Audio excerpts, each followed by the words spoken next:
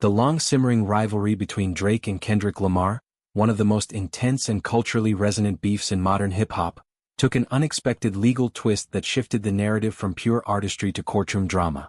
What began as a battle of lyrical supremacy evolved into accusations of industry manipulation, defamation, and corporate misconduct, culminating in Drake's federal lawsuit against Universal Music Group (UMG), the label behind Kendrick's music.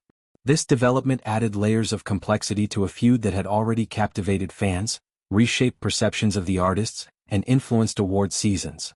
The origins trace back to October 2023, when Drake and J. Cole collaborated on First Person Shooter, a track that boldly positioned the trio, Drake, Cole, and Kendrick, as the reigning kings of contemporary rap. The line sparked immediate backlash from Kendrick, who viewed it as an overreach. He responded with "Like That" in March 2024, a scathing rebuttal on Future and Metro Boomin's album that rejected the Big Three notion and escalated tensions. From there, the exchanges intensified. Cole dropped 7-Minute Drill, which he later disavowed as subpar and regrettable during a live performance, bowing out of the conflict. Drake fired back with tracks like Push UPS and the now-removed Tailor-Made Freestyle, while Kendrick unleashed a series of devastating responses, most notably Not Like Us in May 2024. Not Like Us became the defining weapon in Kendrick's arsenal. With its infectious beat, sharp wordplay, and explosive accusations, including labeling Drake a pedophile, the song exploded commercially and critically. It dominated charts, streaming platforms, and cultural conversations, earning Kendrick both Record of the Year and Song of the Year at the 2025 Grammys. The track's success amplified Kendrick's momentum ahead of his Super Bowl halftime performance with SZA in February 2025, where he reportedly incorporated elements that kept the feud in the spotlight. Drake, however, refused to let the narrative rest on artistic merit alone. In January 2025, he filed a federal defamation lawsuit against UMG, alleging the label engaged in unethical practices to boost Not Like Us. Court documents claimed UMG conspired to artificially inflate the song's popularity on Spotify through mechanisms like pay-to-play schemes, bots, and discounted licensing deals. Specifically, Drake's team accused UMG of charging Spotify significantly lower rates in exchange for algorithmic favoritism, recommending the track to users searching unrelated content. They further argued that the lyrics constituted false and damaging statements, cloaked in catchy production to spread misinformation about Drake's character. The suit invoked serious legal grounds including violations of the Racketeer Influenced and Corrupt Organizations (RICO) Act, typically associated with organized crime, and claims of deceptive business practices, false advertising, and undisclosed financial incentives to third parties.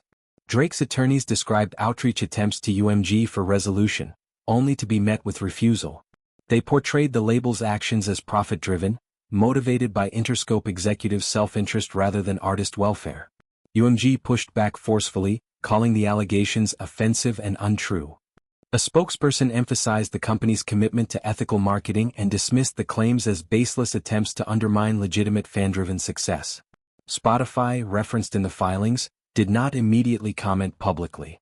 Neither artist's representatives offered immediate responses to media inquiries at the time. This legal escalation marked a surprising pivot. Hip-hop beefs traditionally resolve through music. More tracks, more bars, more cultural impact rather than lawyers. Drake's move suggested frustration with the feud's trajectory, where Kendrick's Not Like Us not only won awards but also shaped public perception.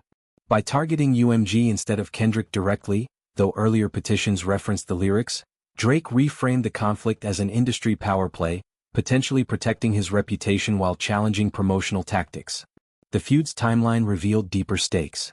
Kendrick's victory lap, Grammy wins, Super Bowl spotlight, contrasted with Drake's legal countermeasures, raising questions about legacy, influence, and how beefs translate to real-world consequences.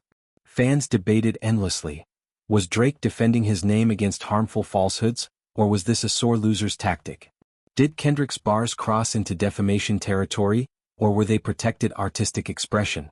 The case's dismissal in later proceedings, with a judge ruling no grounds existed for the suit, underscored the challenges of litigating rap lyrics, but the episode left a lasting mark.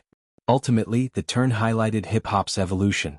What started as a battle for supremacy became entangled in corporate interests, streaming algorithms, and legal ramifications. Both artists continued their paths, Kendrick with heightened prestige, Drake with resilience, But the Feud's surprising legal chapter reminded everyone that words, especially on record, carry weight far beyond the booth.